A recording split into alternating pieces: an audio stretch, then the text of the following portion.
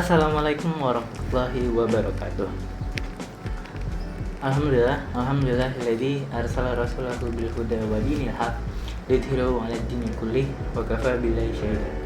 Asyhadu an la ilaha illallah wa asyhadu anna Muhammadan abduhu wa rasuluh la nabiyya wa la rasula ba'dah.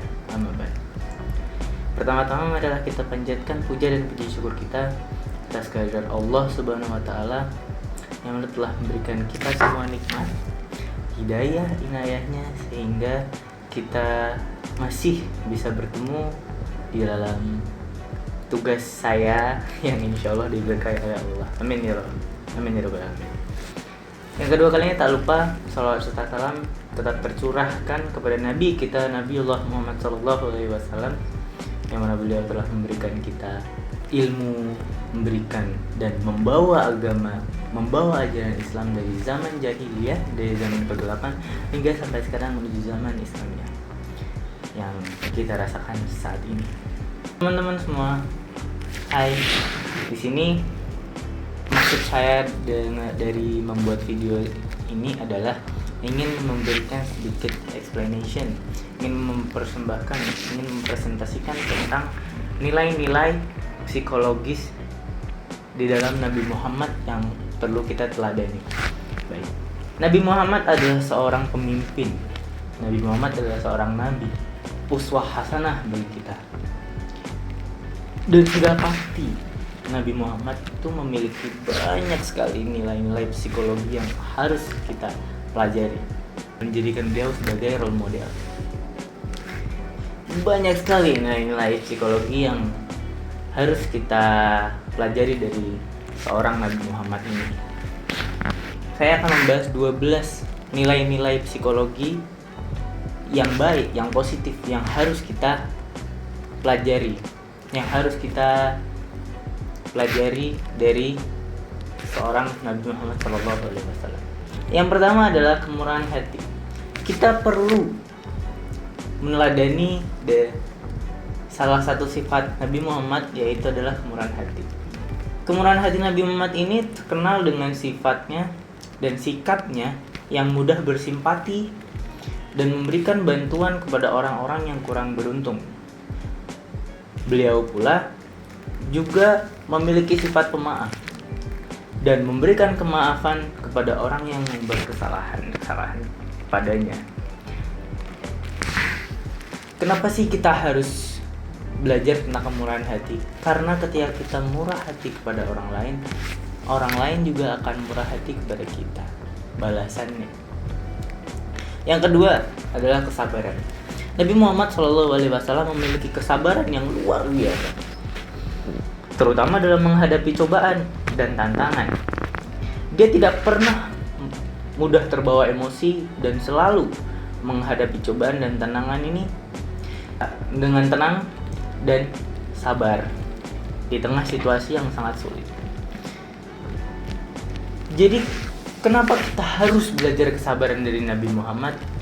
Bisa kita tahu bagaimana Nabi Muhammad membawa ajaran Islam sampai saat ini, yang kita rasakan sangat senyaman ini. Bagaimana strugglingnya Nabi Muhammad dahulu ketika beliau membawa ajarannya yang ditentang oleh kafir Quraisy, namun beliau tetap berdakwah dengan nyaman, senyamannya dia, setenangnya hatinya, jiwa beliau.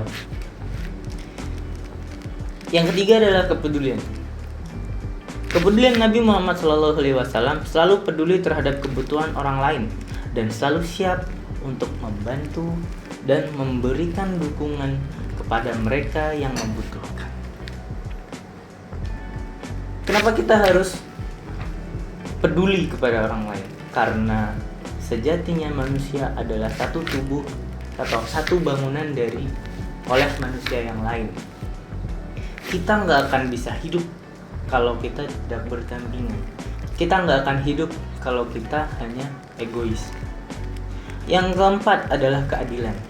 Nabi Muhammad SAW selalu memperlakukan orang lain dengan adil, tidak membeda-bedakan seseorang berdasarkan latar belakang, jenis kelamin ataupun agama.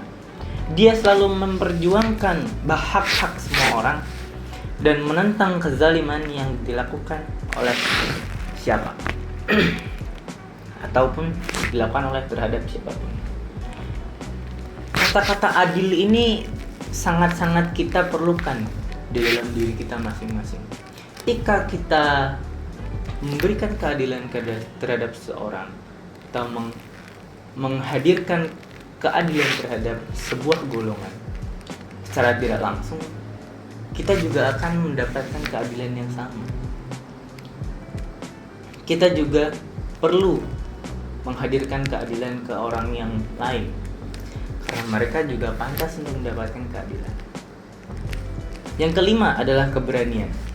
Nabi Muhammad SAW memiliki keberanian yang luar biasa dalam menghadapi tantangan dan menegakkan kebenaran. Meskipun banyak rintangan yang dihadapinya, dia selalu yakin akan kebenaran yang dibawanya dan tidak pernah ragu untuk berdiri tegak demi kebenaran tersebut. Lalu yang keenam adalah kesetiaan.